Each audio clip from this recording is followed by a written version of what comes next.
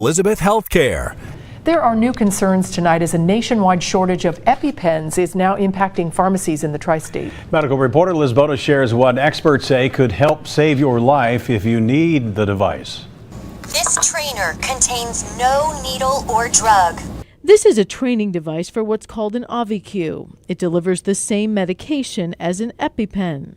An EpiPen is a device that many patients have to use in life-threatening situations. Those situations, such as a bee sting allergy or other environmental danger, can happen without warning.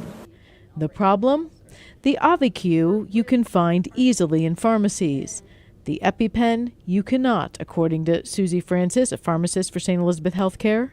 I've spoken with many area pharmacists, and it's been about a month in between orders, and maybe they'll get one in and maybe they won't. Francis says the shortage in pharmacies started last year with device concerns. And the FDA had to ask for some quality measures to be taken at the plants where the device was made, not the drug, but the device.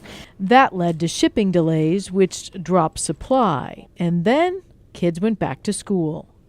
40% of the EpiPens are dispensed around back to school season. And so the demand is so high and they can't keep up with the demand.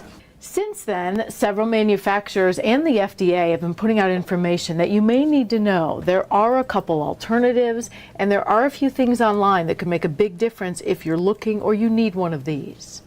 First up, if you have an EpiPen, check online to see if the FDA has safely extended the expiration date for it.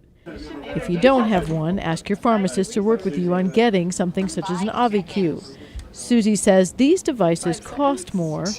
The cash price of that AviQ is $1,500, as compared to other EpiPens are in the $300 range. But as she showed us online, coupons or insurance coverage may help you bring that cost down.